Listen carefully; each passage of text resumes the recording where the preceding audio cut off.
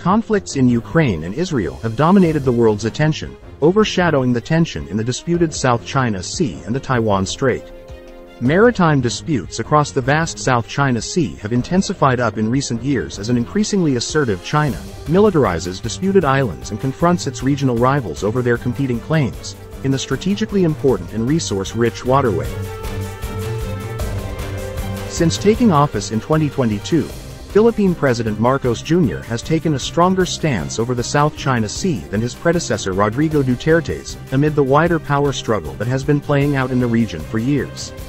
The increasingly frequent run-ins between China and the Philippines speak to the new Marcos government's willingness to stand up to Chinese bullying and coercion. Part of that is certainly attributable to the closer U.S.-Philippines alliance, which helps give Manila the confidence that Beijing will be deterred from overt military force, lest it invoke the U.S.-Philippines Mutual Defense Treaty.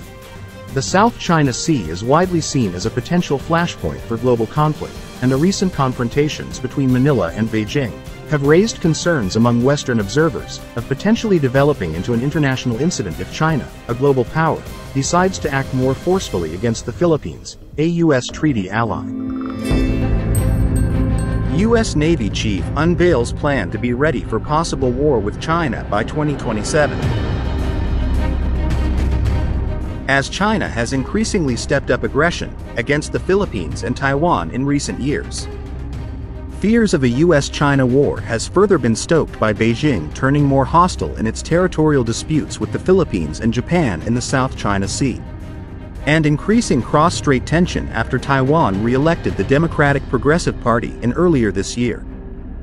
The United States Navy has released documents outlining its goals for meeting the growing threat of Chinese military power in the coming years. The Navigation Plan for America's Warfighting Navy, published last week, is designed to bring the Navy into a stronger position against the People's Liberation Army by 2027 via bolstered recruitment and strategic technological advancement. This navigation plan drives toward two strategic ends: readiness for the possibility of war with the People's Republic of China by 2027, and enhancing the Navy's long-term advantage. The 2027 deadline for Navy modernization relates to Chinese President Xi Jinping's stated goal of preparing the PLA for an invasion of Taiwan by 2030. The U.S. Navy has outlined a 7-target plan to boost its readiness for war by 2027, with its eye on China as Beijing ramps up its own military strength, turning more hostile in its territorial disputes with the Philippines, and the possibility of a Taiwan invasion looms. The Navy is taking lessons from its combat in the Red Sea over the past year, and what Ukraine has done to hold off the Russians in the Black Sea, to help U.S. military leaders prepare the service for a potential future conflict with China. From drones and unmanned surface vessels to the more advanced operation of shipboard guns, the Navy is expanding its combat skills and broadening training. It is also working to overcome recruiting struggles, so it can have the sailors it needs to fight the next war. As part of the United States' deterrence strategy against China, aside from boosting its Navy, the United States also strengthened its interoperability with its allies in Indo-Pacific. With this, the United States keeps mid-range missile systems strategically stationed in the Philippines as tensions with China rises. The U.S. has no immediate plans to withdraw a mid-range missile system deployed in the Philippines, despite Chinese demands, and is testing the feasibility of its use in a regional conflict. The Typhoon system, which can be equipped with cruise missiles capable of striking Chinese targets, was brought in for joint exercises earlier this year, stationed strategically in northern Luzon, near Taiwan, and adjacent in hotly contested waters of South China Sea. Washington and Manila are bound by a mutual defense treaty signed in 1951 that remains in force, stipulating that both sides would help defend each other if either were attacked by a third party. Cross-strait tensions have escalated since the election of Taiwanese President Tsai Ing-wen in 2016. Tsai has refused to accept a formula that her predecessor endorsed to allow for increased cross-strait ties. Some analysts fear a Chinese attack on Taiwan has the potential to draw the United States into a war with China. For years, the PLA has been ramping up aggressive activities, such as flying into Taiwan's Air Defense Identification Zone and barreling across the center line of the strait, designed to exhaust Taiwan's military reduce its physical space and create a sense that the island is unable to defend itself. Central Intelligence Agency Director William Burns reported that Xi had ordered his People's Liberation Army to be ready for action by 2027. These convinced many observers that Chinese leader Xi Jinping was set on bringing Taiwan off guard. Provocative PLA exercises showed off many of the tools needed for an invasion or a blockade. All this set off a guessing game in Washington about when the climactic fight for Taiwan might come. The U.S., which has armed Taiwan with everything from air defense systems to anti-ship missiles to fighter jets, is not required to intervene if China invades Taiwan. But President Joe Biden has broken away from strategic ambiguity and said that the U.S. would come to the island's defense if China invaded. It means that if a fight breaks out over the South China Sea and the Taiwan Strait, it is a battle between China and U.S., the world's two most powerful militaries. Though China's actions have stirred fears of a possible Chinese attack, the U.S. military assesses that an invasion of Taiwan and disputed South China would prove extremely difficult for the Chinese military. It would likely invite intervention from other U.S. military allies from Japan, the Philippines, South Korea, and Australia, which strains the Chinese People's Liberation Army and creates political and military risks for Chinese leader Xi Jinping and the ruling Chinese Communist Party. Today, China's biggest concern is the presence of the United States in the region. The U.S. has 750 overseas military bases in more than 80 countries, and continues to build more to encircle China. The United States struck a deal with the Philippines earlier this year to expand its military presence in its former colony to 4 additional bases, part of a years-long Pentagon buildup in the Asia-Pacific region meant to counter Chinese influence. In Asia-Pacific alone, with 120 active bases, Japan has the highest number of U.S. bases in the world with over 53,000 troops, followed by South Korea with 73 bases with over 26,000 troops. Australia has 7 U.S. military bases with over 1,000 troops. The Philippines hosted 9 U.S. military bases, and Taiwan and Singapore also hosted at least 1 U.S. military bases. Another concern of China is the first island chain, where most of these countries and territories are U.S. allies. To break this dilemma, China wants to control Taiwan and the entirety of the South China Sea to have greater access to the Pacific. Geography affords the U.S.-Japan-Philippines-Australia alliance, signal abundant opportunities to make trouble for the People's Liberation Army, denying China's military access to the vast maneuver space of the Western Pacific while hampering its movements up and down the Asian seaboard. Fortifying the offshore island chain while deploying naval assets in adjoining waters could yield major strategic gains. Yet the Philippines archipelago and island of Taiwan is the most strategic portion of the major part of the first island chain, which refers to the first chain of major Pacific archipelagos out from the East Asian continental mainland coast. Currently, the first island chain is the most effective point to counter any Chinese invasion and expanding influence. Can China fight against the U.S. and Asia-Pacific alliance? China has built the world's largest naval fleet, more than 340 warships, and until recently it has been regarded as a green water navy, operating mostly near the country's shores. But Beijing's shipbuilding reveals blue water ambitions. In recent years it has launched large guided missile destroyers, amphibious assault ships and aircraft carriers with the ability to operate in the open ocean and project power thousands of miles from Beijing.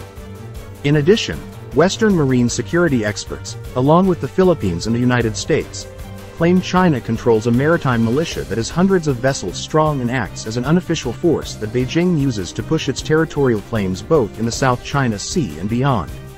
Most of Beijing's military buildup is concentrated along the Spratly and Paracel Island chains, where sustained land reclamation saw reefs being destroyed first and then built on.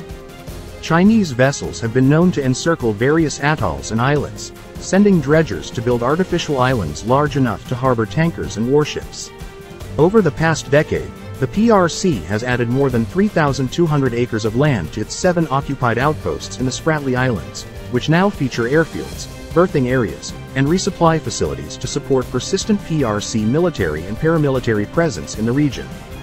Beijing's military construction sped up in 2014 as it quietly began massive dredging operations on 7 reefs in the Spratlys. Since then, Beijing has constructed military bases on Subi Reef, Johnson Reef, Mischief Reef and Fiery Cross Reef, fortifying its claims on the chain, according to the Asia Maritime Transparency Initiative at the Washington-based Center for Strategic and International Studies. Those facilities, according to Ford, are now bristling with some of China's most advanced weaponry, including stealth fighters. Since early 2018, we have seen the PRC steadily equip its Spratly Island outposts, including Mischief Reef, Subi Reef, and Fiery Cross, with an increasing array of military capabilities, including advanced anti-ship cruise missiles, long-range surface-to-air missile systems, J-20 stealth fighter jets, laser and jamming equipment, and military radar and signals intelligence capabilities.